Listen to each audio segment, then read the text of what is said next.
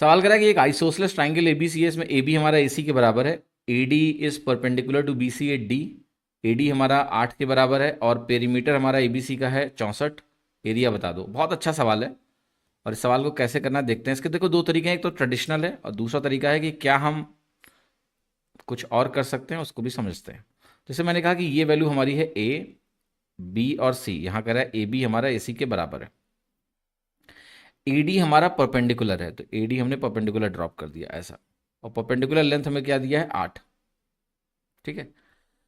अब देखो एक मजेदार बात ये हो गई कि पेरीमीटर मुझे 64 दिया है। अब पेरीमीटर का इस्तेमाल करके मैं ट्रिपलेट्स को गेस करने की कोशिश कर सकता हूं।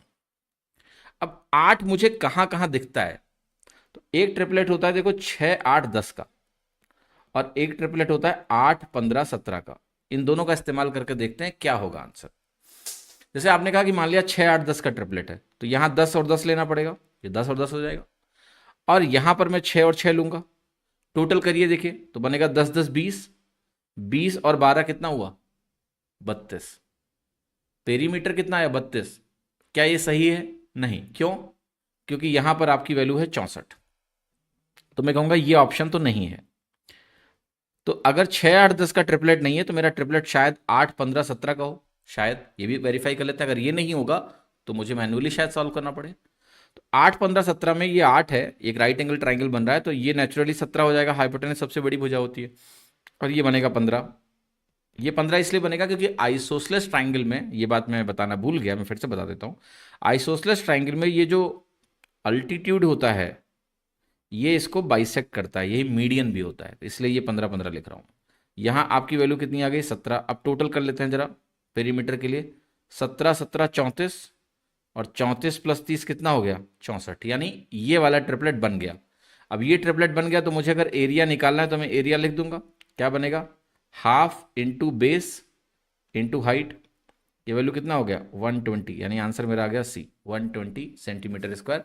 तो ये ट्रिपलेट को गेस करने वाला तरीका हुआ है इस सवाल को करने का।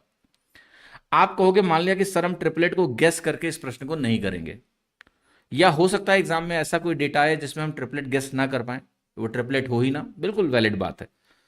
तो क्या करेंगे, कैसे सवाल को करेंगे, मैं उस तरीके पे भी आ जाता हूं। क्या प्रोसेस होना चाहिए वहां पर प्रोसेस देखिए आपका ऐसे जाएगा कि आप कहोगे ये भुजा आइसोसेलेस है तो ए और ए मान लेते हैं। ठीक है। और यहां पर ये तो 8 है, इसमें कोई डाउट ही नहीं होना चाहिए, ये तो वैल्यू 8 ही है। अब आप कहोगे कि ये वैल्यू बी होगी तो ये भी बी होगी, है ना, क्योंकि आइसोसेलेस ट्राइंगल में ये परपेंडिकुलर जो होता है ये मीडियन भी होता है, तो ये बी और बी बन गया। अब यहां से देखो दो जानकारियां हमें पता है, एक तो पेरीमीटर। सो पेरीमीटर यहां क्या बनेगा, twice of a plus b, है ना। पेरीमीटर क्या होगा, इसका इसका इसका इसका टोटल, तो ये बनेगा twice of a plus b, और ये वैल्यू मुझे क्या दी है 64, तो मैं लिखूंगा कि ए प्लस बी की वैल्यू मुझे मिल गई 32। यस, क्लियर है? हाँ जी। इसके बाद आप बोलोगे कि मेरे पास दूसरी जो इक्वेशन मिलेगी वो मिलेगी पाइथागोरस थ्योरम से। ए स्क्वायर माइनस बी स्क्वायर करेंगे तो ये 8 स्क्वायर यानी 64 के बराबर होगा। होगा या नहीं होगा?